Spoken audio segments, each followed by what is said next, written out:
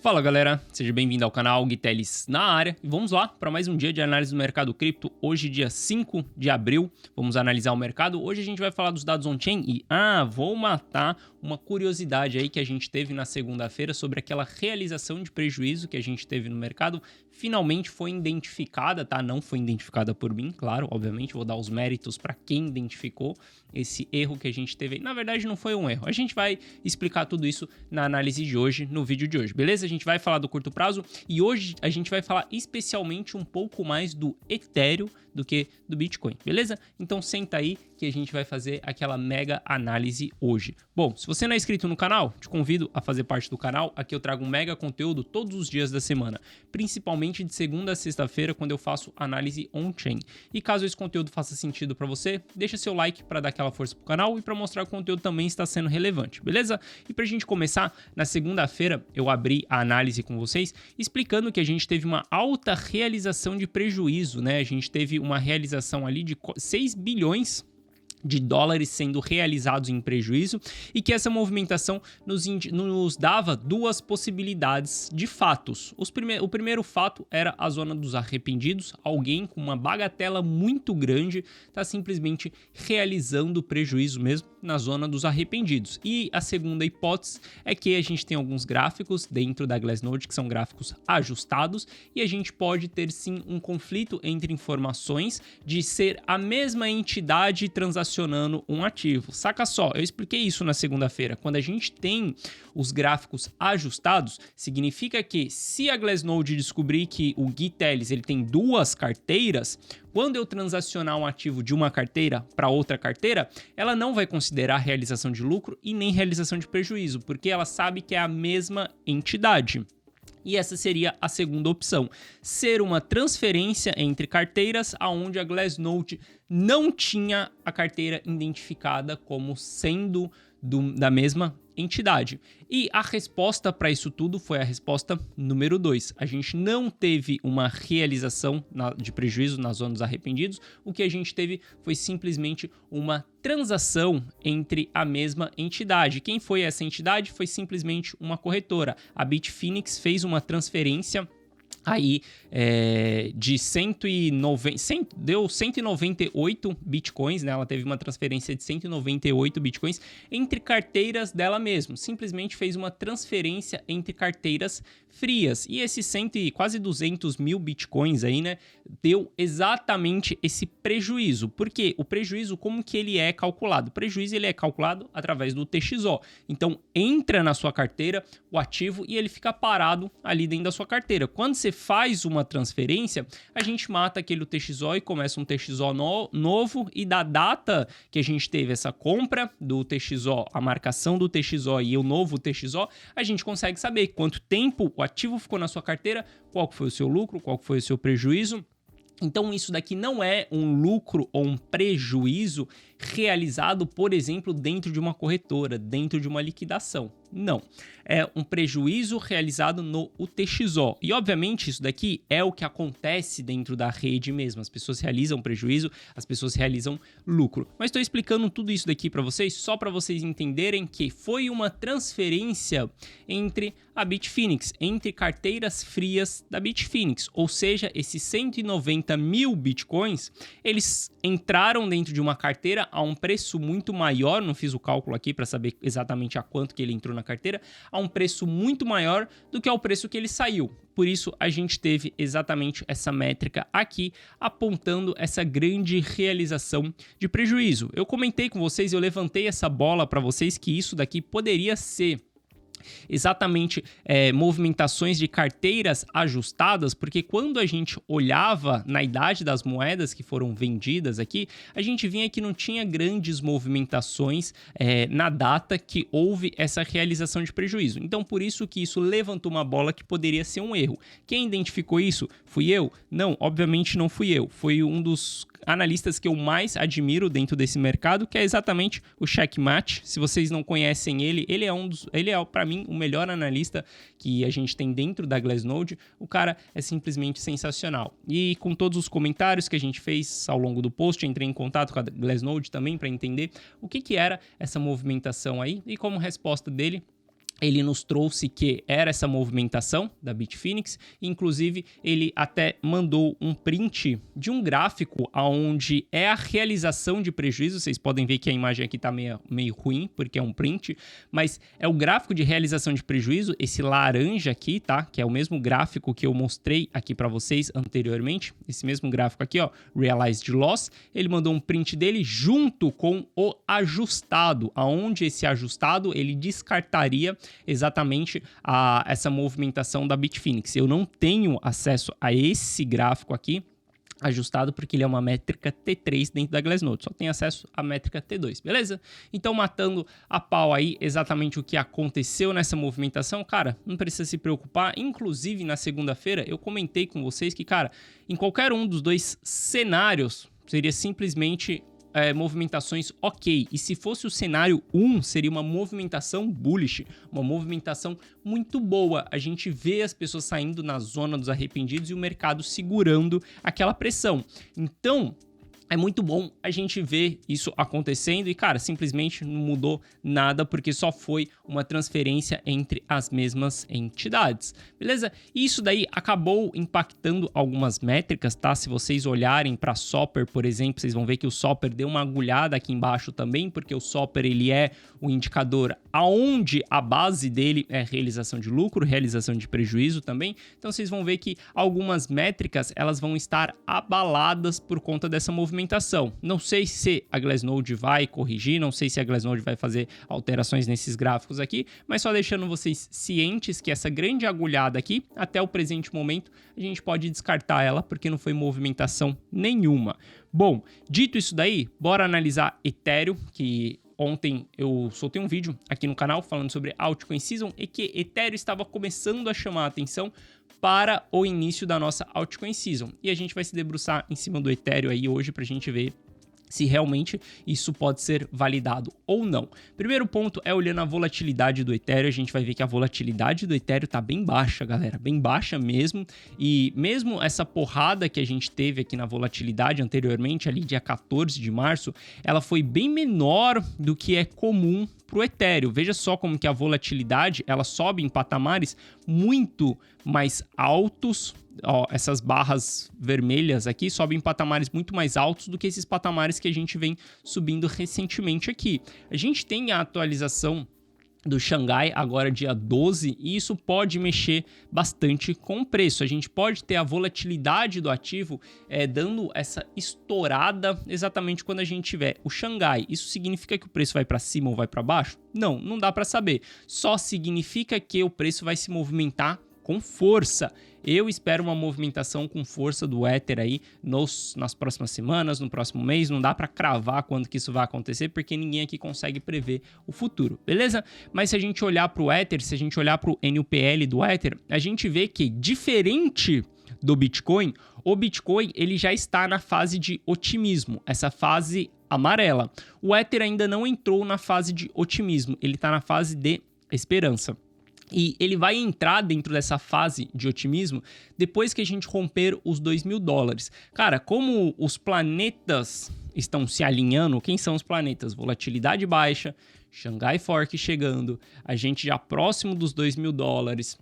Se a gente olhar o NUPL ali próximo para romper fase de otimismo, todos os planetas estão se alinhando. Pode ser sim que a gente tenha uma porrada do Ether, mas para cima. Tem mais sinais de uma porrada para cima. E por que eu falo exatamente da gente ter essa porrada para cima? Porque, olha só, o número de Ether dentro das exchanges vem diminuindo drasticamente. Isso daqui, cara, não dá para fechar os olhos para isso daqui. A gente tá falando que quando o Ether bateu o fundo ali nos $800, a gente tinha 20% dentro das corretoras. Hoje, a gente tem 15%. É uma diminuição muito drástica. Isso daqui são quase quase 30% de diminuição do supply dentro das exchanges. Se a gente olhar para os Ethers que foram colocados em stakes, olha só, em verde aqui é o volume diário, o histograma aqui embaixo é o volume diário de Ether que é colocado em stake. O histograma que está verde é o Ether que está no lucro. O histograma que está vermelho é o Ether que está no prejuízo. E essa linha roxa aqui é quantos por cento do Ether em stake estão no lucro. Hoje, se a gente olhar o que está rolando, a gente tem 48% dos Ethers em stakes no lucro. Isso daqui é pouco, se a gente pensar, cara, menos da metade das pessoas que colocaram Ether em stake, elas estão no lucro. O restante está tudo no prejuízo. E aí, cara, é interessante porque uma das narrativas, a gente vai ter duas narrativas no Shanghai Fork, na atualização do Shanghai, que é exatamente a gente ter ou uma venda massiva por conta da liberação dos Ethers 2.0, ou a gente vai ter mais pessoas colocando seus Ethers em stakes, porque a data vai ser desbloqueada. Cara, quem colocou o Ether até agora em stake foi uma pessoa corajosa, porque não tinha data de liberação para quando você iria conseguir restituir o seu Ether, tirar ele do stake. A partir do Shanghai, a gente já vai ter a liberação, então você vai conseguir colocar seus Ethers e não sei quais serão as regras, mas você já vai conseguir saber quando você consegue sacar. Eu acredito na narrativa número 2. Eu acredito que mais pessoas vão colocar o seu Ether em stake. Por que eu acredito nisso? O primeiro ponto é, as pessoas que estão no prejuízo no Ether, elas vivenciaram muita coisa dentro do mercado. Olha só, quando a gente começou a ter grandes volumes de entradas de Ether no stake, Ether estava valendo 3.700. A outra maior entrada que a gente teve, Ether estava valendo $3.000 também. Então esses caras que colocaram todo esse grupo de entidades aqui, ó, que tá com o histograma vermelho, esses caras viram o Ether batendo ao time high, viram o Ether chegando lá aos 4.800 e viram o Ether também chegando a $800. E esses caras não puderam fazer nada, não puderam vender porque estava bloqueado. Esses caras criaram um estômago muito grande, uma casca muito grande. Por quê? Estão simplesmente recebendo a recompensa deles lá, recebendo a taxa e simplesmente eles viram todo o bear market, criaram uma casca durante todo esse bear market. Para mim, se o cara colocou um stake e conseguiu sobreviver durante todo o bear market sem tirar, porque ele não conseguia tirar o Ether, cara, ele não tem nenhuma tentação para ele vender o Ether agora. Ele já conseguiu segurar toda essa queda, ele já, cara, já ficou durante o bear market inteiro com o Ether dele travado ali. Eu vejo que esse cara não tem incentivo para ele poder vender. E aí, pelo contrário, eu vejo que pessoas como eu, por exemplo, tenho interesse em colocar em stake. Não estou falando que eu vou colocar em stake, mas estou falando que eu não tinha coragem de colocar meus Ethers em stake sem saber a data de liberação. Agora que a data de liberação vai acontecer e daqui para frente a gente vai ter uma ideia de quando você vai conseguir sacar ou não o seu Ether. Não sei se a gente vai ter regra de 3 dias, de 1 mês, não sei que regra que a gente vai ter. Mas tendo isso claro, que você pode colocar ele em tal dia e tirar em tal dia, deixa outros investidores muito mais confortáveis, como eu no caso. Novamente, não vou colocar em stake, mas me deixaria mais confortável em colocar em stake. Então eu vejo que quando a gente tiver o Shanghai, a atualização, a gente vai ter, cara, essas duas narrativas sendo positivas, porque o cara não tem incentivo em vender e outros players terão incentivo em colocar Ether em stake. Então eu vejo que a atualização do Shanghai, ela pode fazer com que a gente tenha muito mais Ethers entrando em stake. E aqui a gente tá falando, cara, puramente de oferta e demanda. Se a oferta circulante ela já tá diminuindo bastante, cara, a gente só tem 15% dentro das corretoras. Bastante Ether está entrando dentro de stake. Cara, isso daqui é diminuição do supply em circulação também. Se mais pessoas colocarem Ether para dentro, menos supply em circulação também. Então, isso daqui tudo pode sim fazer com que a gente tenha uma alta dentro do Ether. Por isso que eu falo com vocês que juntando, cara, os planetas todos alinhados, a volatilidade baixa, vendo o supply do Ether, vendo tudo isso acontecendo, eu acredito que sim, a gente pode ter uma alta no Shanghai, diferente do que foi no The Merge. The Merge foi uma atualização aonde eu fiquei fora do Ether. Por exemplo, troquei todos os meus Ethers por Bitcoin, porque naquele momento era um cenário onde o risco estava mais favorável para queda do que realmente uma alta. A gente já tinha tido uma alta antes da atualização. E nesse momento eu vejo que não. Eu vejo que nesse momento, cara, isso daqui é simplesmente opinião, tá, galera? É opinião minha. É um viés de informação meu, mas nesse momento eu olho para o Xangai como uma potencial valorização do Ether, sim. Então eu vejo que a gente pode até romper os $2.000 caso a gente tenha tudo isso acontecendo, mais pessoas colocando em stake. Então eu vejo que no Xangai, e o Xangai ele vai acontecer dia 12, já tá chegando aí, então a gente tá bem próximo de tudo isso acontecer, beleza? Hoje tenho mais Ether na minha carteira do que BTC, principalmente por conta da Altcoin Season. Bom, se a gente der continuidade na nossa análise aí pra gente ver se tá entrando stablecoins nas corretoras ou não, nos últimos dias, tem que falar dessa maneira, né? Nos últimos dias, porque, cara, é incrível como que às vezes as pessoas não conseguem compreender uma informação. Às vezes eu recebo uns comentários aqui bizarro, mas tudo bem. Nos últimos dias, a gente tem pouca entrada de stablecoins dentro das corretoras. Isso daqui é um sinal de que não tá tendo liquidez das stablecoins para comprar novos ativos dentro do mercado. Mas isso não quer dizer nada, porque, por exemplo, eu fico mais dolarizado do que em stablecoin. Então, eu transfiro do banco, compro. Tem pessoas que não, continuaram dentro do universo cripto, elas ficaram em stablecoins. Ver stablecoins entrando dentro do mercado, cara, dentro das exchanges, é muito bom, é muito positivo, porque mostra pra gente que a gente tá tendo interesse por compra. Nesse momento, nos últimos dias, a gente não está tendo interesse por compra. Por isso que o mercado tá um pouco mais lateral. A gente não está tendo grandes movimentações. Ontem o Ether começou a se movimentar, mas a gente vai olhar o Price Action e a gente vai ver que o BTC, cara, nem se movimentou ainda, continua na mesma, beleza? Então, nos últimos dias, a gente não tem tantas entradas de stablecoin nas corretoras assim.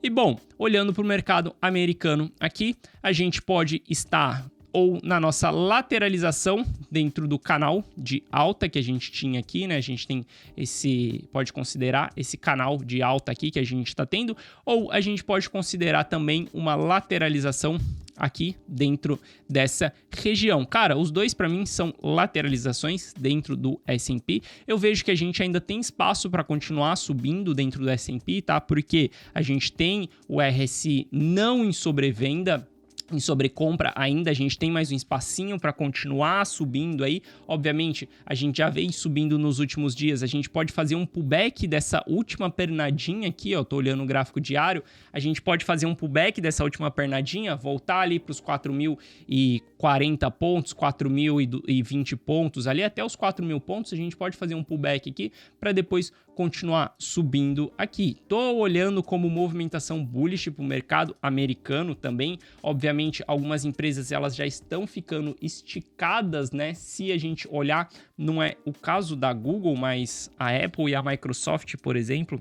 Olha só, Apple e Microsoft já está ficando esticada, RSI já está em sobrecompra, fazer um pullback, cara, super saudável, não tem problema nenhum fazer um pullback aqui, não vai perder estrutura de alta, a gente vai seguir em tendência de alta. Olha só, a gente está em tendência de alta no semanal da Apple. Cara, um pullback aqui, não tem problema nenhum, para depois a gente buscar uma nova pernada de alta, tanto Apple quanto Microsoft também, se a gente for ver, mesma coisa. A gente tem um pivô de alta aqui, pode fazer um pullback para depois continuar subindo. Veja que a gente está com os RSIs sobrecomprados. Só que se a gente olha os bancos, cara, os bancos ainda estão enroscados. Ainda não conseguiram sair de dentro dessa região aqui. Mas tudo bem, demora, pode passar por um tempo de lateralização. A gente vê que nos bancos a faca caiu, bateu no chão e simplesmente tem pessoas pegando essa faca no chão aqui, cara. Eu estou extremamente comprado em bancos aqui nos Estados Unidos. Já falei com vocês, para mim isso daqui é evento de capitulação, beleza?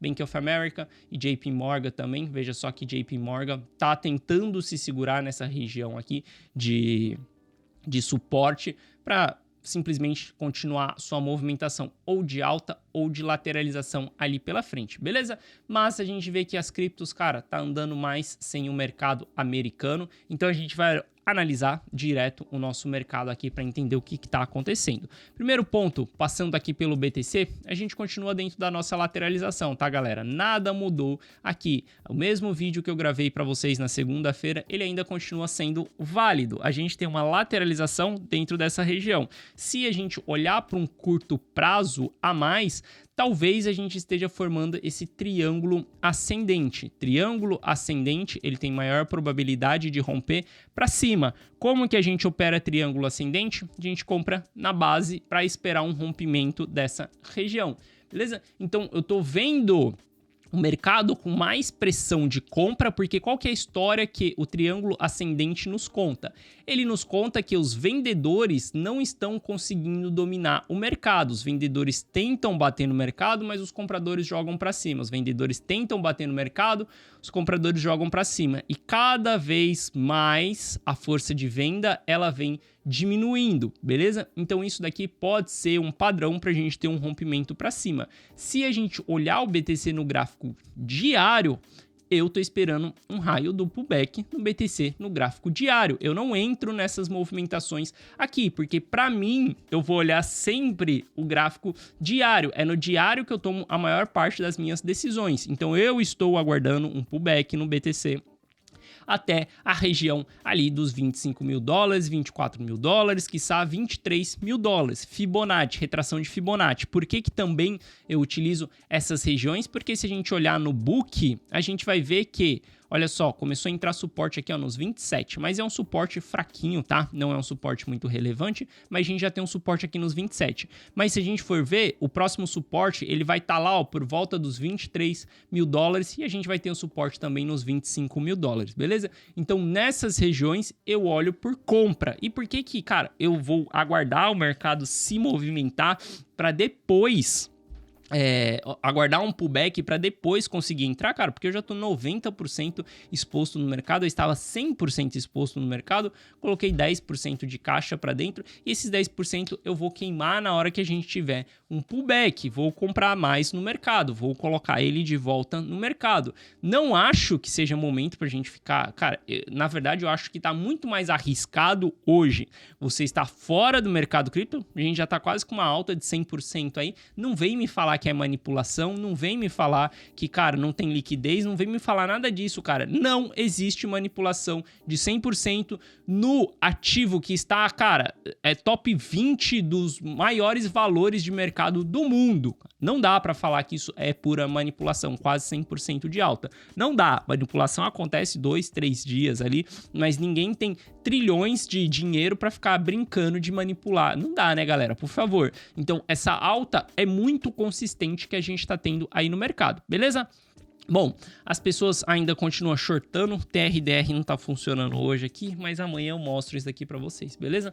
As pessoas continuam shortando aí, e o que eu queria comentar mais também é sobre o Ether. O Ether rompeu aqui uma lateralização pequena que ele tava tendo, isso foi muito bom, tá? A gente ter esse rompimento dessa lateralização aqui, principalmente com o BTC parado, estagnado. Eu venho falando com vocês da Altcoin Season já faz um tempo já, e durante esse período a gente vai ver outros ativos performando melhores do que o BTC. Por exemplo, como Ether. Ether, a gente vê que ele rompeu a região de lateralização, subiu ontem, subiu bastante, a RSI de 4 horas já bateu sobre compra, tudo bem, cara, pode fazer um pullback, volta, esfria o RSI, confirma esse rompimento, pode voltar até os 1.800 ali, voltou até os 1.800 e esfriou RSI, a gente tem mais chance de buscar os 2 mil dólares. Chegou nos 2 mil dólares, pode bater cabeça também, voltar, não tem problema nenhum, cara. Mercado, ele anda em ondas, e quanto mais curto o time frame que você estiver olhando do mercado, cara, mais ondas ainda você vai ter